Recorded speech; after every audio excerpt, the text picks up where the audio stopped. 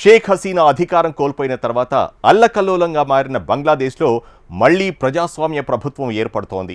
బంగ్లా first నినాదంతో ఎన్నికల్లో ఘన విజయం సాధించిన బీఎన్పీ అధినేత తారిక్ రెహమాన్ ప్రధానమంత్రిగా బాధ్యతలు చేపట్టబోతున్నారు. ఈ డార్క్ ప్రిన్స్ భారత్తో ఎలాంటి సంబంధాలు కొనసాగిస్తారు? హసీనాకు భిన్నంగా భారత్ను కాదని పాకిస్తాన్, చైనాకు దగ్గరవుతారా? తన తల్లి ఖలీదా జియా బాటలోనే భారత్తో అంటనట్లు ఉంటారా? భారత్తో ముడిపడిన సమస్యలను ఎలా పరిష్కరించుకుంటారు? ఆ దేశంతో హిందువులకు భద్రత కల్పిస్తారా? ప్రస్తుతం కొనసాగుతున్న బర్నింగ్ పాయింట్ ఇదే.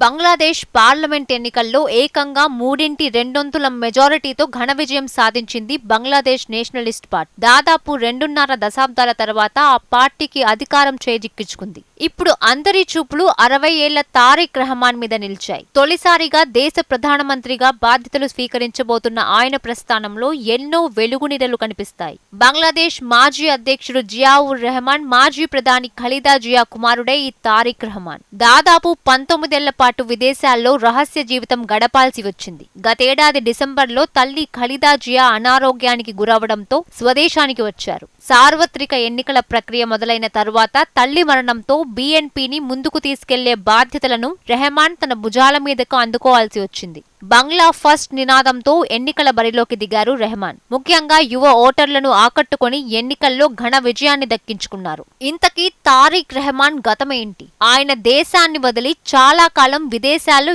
ఎందుకు ఉన్నారు? అదే సమయంలో విమర్శకులు ఆయన్ని డార్క్ ప్రిన్స్ అని ఎందుకు పిలిచేవారు? ఇదంతా ఇప్పుడు ఆసక్తికర చర్చనీయాంశంగా మారిపోయింది. 2002 నుంచి 2006 మధ్య తన తల్లి ఖలీదా జియా అధికారంలో ఉన్న సమయంలో రెహమాన్ ఎంతో కీలకంగా పనిచేశారు. పాలనా వ్యవహారాలన్నీ ఈయన కనుసన్నల్లోనే కొనసాగాయి. రెహమాన్ రెండో అధికార కేంద్రంగా మారారన్న చెడ్డ పేరు వచ్చేసింది. దీంతో విపక్షాలు, సొంత పార్టీలోని అసమ్మతివాదులే గాక అమెరికా కూడా ఆయన్ని డార్క్ ప్రిన్స్ గా అభివర్ణించాయి.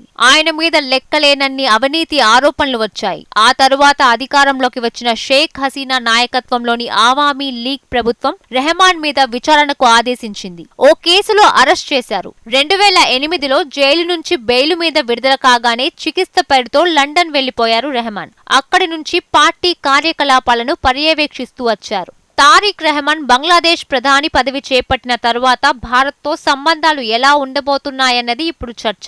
ఎందుకంటే గతంలో రెహమాన్ తల్లి ఖలీదా జియా అధికారంలో ఉన్నప్పుడు భారత్తో సంబంధాలు అంతంత మాత్రంగానే ఉండేవి. పాకిస్తాన్తో పోరాడి బంగ్లాదేశ్ ఆవిర్భావంలో కీలక పాత్ర భారతదేశానిదే. నాటి నుంచి ఆవామీ లీగ్ నాయకుడు షేక్ ముజీబుర్ రెహమాన్తో మన దేశానికి సాన్నిహిత్యం ఏర్పడింది. ఆ తర్వాత ఆయన వారసురాలిగా వచ్చిన షేక్ హసీనాతో సంప్రదాయంగా సంబంధాలు కొనసాగాయి. ఈ కారణంగా బంగ్లాదేశ్ నేషనలిస్ట్ పార్టీ మన దేశంలో అంటనట్లు ఉండేది. షేక్ హసీనా మన దేశానికి దగ్గరగా, పాకిస్తాన్ కు దూరంగా ఉంటే ఖలీదా జియా కాస్త భిన్నంగా వ్యవహరించారు.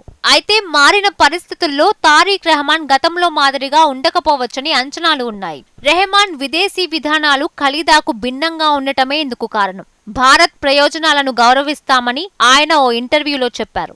బంగ్లాదేశ్లో 2024 ఆగస్టులో విద్యార్థి ఆందోళనల ముసుగులో చెలరేగి నాటి ప్రధాని హసీనా గద్దె దిగాల్సి వచ్చింది. వెంటనే ఆమె దేశం వీడి భారత్ చేరుకున్నారు. అనంతరం బంగ్లాలో అల్లకల్లోలం, అస్థిరత నెలకొన్నాయి. ఎటు చూసినా హింసకాండ పెచ్చరిల్లింది. ఆ తర్వాత నోబెల్ గ్రహీత మహమ్మద్ యూనస్ సారథ్యంలో ఏర్పడ్డ మధ్యంతర సర్కారు వాటికి అడ్డుకట్ట వేయడంలో పూర్తిగా విఫలమైంది. గత ఏడాదిన్నరగా బంగ్లాలో భారత వ్యతిరేక భావజాలం పరాకాష్ఠకు చేరింది. దానికి యూనస్ అండగా నిలిచారు. వీలు దొరికినప్పుడల్లా భారత వ్యతిరేక వ్యాఖ్యలు చేయడమే కాక క్రమంగా పాకిస్తాన్, చైనాలకు దగ్గరవుతూ వచ్చింది. ఇదే సమయంలో మతోన్మాద మూకలు చెలరేగాయి. మైనారిటీలపై, ముఖ్యంగా హిందువులపై దమనకాండకు దిగుతున్నాయి. ఆ క్రమంలో హిందువుల హత్యలతో బంగ్లా అట్టుడుగుతూ వస్తోంది. దీంతో భారత్, బంగ్లాదేశ్ మధ్య సంబంధాలు దెబ్బతిన్నాయి. రెండు దేశాల మధ్య గత 18 నెలలుగా ద్వైపాక్షిక సమావేశాలు జరగలేదు. ఇలాంటి పరిణామాల వేళ బంగ్లాదేశ్ ఎన్నికల్లో బీఎన్పీ విజయం, తారిక్ రెహమాన్ ప్రధాని అధికారం చేపట్టబోవడం కీలకంగా మారింది. ఈ ఎన్నికలను భారత్ ముందు నుంచి నిశితంగా గమనించింది. ముఖ్యంగా జమాతే ఇస్లామీ పార్టీని తారిక్ రెహమాన్ దూరం పెట్టడం భారత్కు కలిసొచ్చింది. ఎన్నికల ఫలితాలు వస్తున్న క్రమంలోనే భారత ప్రధాని నరేంద్ర మోదీ చైనా, పాకిస్తాన్ కంటే ముందుగానే బంగ్లాదేశ్లో నూతన నాయకత్వాన్ని స్వాగతిస్తూ పోస్ట్ చేశారు. ప్రజాస్వామ్య ప్రగతిశీల బంగ్లాదేశ్కు భారత్ ఎల్లప్పుడూ అండగా ఉంటుందని హామీ ఇచ్చారు. మోదీ పోస్ట్కు బీఎన్పీ ధన్యవాదాలు తెలిపింది. అంతే తారిక్ రెహమాన్తో ఫోన్లో మాట్లాడారు మోదీ. పార్లమెంటరీ ఎన్నికల్లో విజయం సాధించినందుకు అభినందించారు రెహమాన్. మన దేశంతో సంబంధాల విషయంలో స్పష్టమైన సానుకూల సంకేతాలిస్తూ వచ్చారు. ముఖ్యంగా సీమాంతర ఉగ్రవాదంపై పోరుకు సహకరిస్తామని, హిందూ మైనారిటీలకు రక్షణ కల్పిస్తామని ఎన్నికల ముందు హామీ ఇచ్చారు. బంగ్లాదేశ్ ప్రధానమంత్రిగా తారిక్ రెహమాన్ బాధ్యతలు చేపట్టిన తర్వాత ఎలాంటి నిర్ణయాలు తీసుకుంటారు అనే విషయంలో భారత్ దృష్టి పెట్టాల్సిన అవసరం ఉంది. భారత్, బంగ్లాదేశ్ 4100 కిలోమీటర్ల మేర సరిహద్దును పంచుకుంటాయి. ఈ ఏడాది సరిహద్దు రాష్ట్రాలు పశ్చిమ బెంగాల్, అస్సాంలలో అసెంబ్లీ ఎన్నికలు జరగనున్నాయి. ఈ రెండు రాష్ట్రాల్లో అక్రమ వలసదారుల అంశమే ఎన్నికల్లో కీలకంగా మారింది. 2024 జూన్ తర్వాత నుంచి దాదాపు 1000కి పైగా చొరబాటు ఘటనలు చోటు చేసుకున్నాయి. సరిహద్దు నియంత్రణ విషయంలో రెహమాన్ ప్రభుత్వం ఎలాంటి నిర్ణయం తీసుకుంటుందనేది కూడా కీలకం. అదేవిధంగా నదీ జలాల పంపకం వివాదాలు ఉండనే ఉన్నాయి. భారత్, బంగ్లాదేశ్ మధ్య ఏటా $14 బిలియన్ ద్వైపాక్షిక వాణిజ్యం జరుగుతోంది. బంగ్లా దిగుమతుల్లో 80% మన దేశం నుంచే వెళ్తోంది. ఇది ఆ దేశ ఆర్థిక వ్యవస్థకు అత్యంత కీలకం. ఇవన్నీ దృష్టిలో పెట్టుకుని భారత్తో రెహమాన్ దౌత్య సంబంధాలు నెరిపే అవకాశం ఉంది. మరోవైపు తారిక్ రెహమాన్ పాకిస్తాన్, చైనాలకు అనుకూలం అనే వాదన కూడా ఉంది.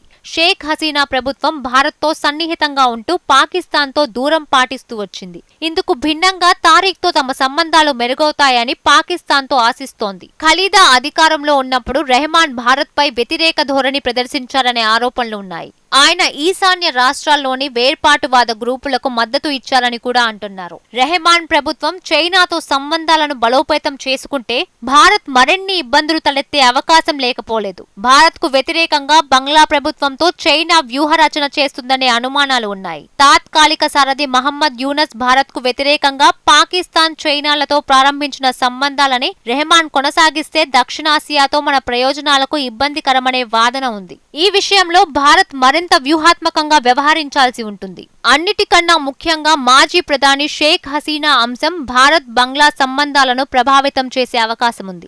ఎన్నికల ఫలితాలు రాగానే ఆమెకు అప్పగించాల్సిందిగా భారత్ను కోరుతామని బీఎన్పీ ప్రకటించింది. ఈ విషయంలో మన దేశంతో చర్చలు జరుపుతామని చెబుతోంది. భారత్ సహా పొరుగు దేశాలతో స్నేహపూర్వక సంబంధాలను కోరుకుంటున్నామని స్పష్టం చేసింది. హసీనాతో ఖలీదా జియాకు పాత వైరాలు చాలానే ఉన్నాయి. ఖలీదాను ఆమె జైలుకు పంపగా యూనస్ సర్కారు వచ్చిన తరువాత విడుదల చేసింది. 2024 తిరుగుబాటును హింసాత్మకంగా అణిచివేయడంతో మానవత్వానికి వ్యతిరేకంగా హసీనా ప్రభుత్వం నేరాలకు పాల్పడిందని ఆరోపణలున్నాయి. ఇందుకు సంబంధించి 2025 నవంబర్లో బంగ్లా ప్రత్యేక ట్రిబ్యునల్ ఆమెకు మరణశిక్ష విధించింది. 2024 ఆగస్టు నుంచి భారత్లోనే ఉంటున్నారు. గతంలో షేక్ హసీనాను అప్పగించాలని ఆ దేశం చేసిన అభ్యర్థనను పరిశీలించినట్లు భారత్ ఇప్పటికే స్పష్టం చేసింది.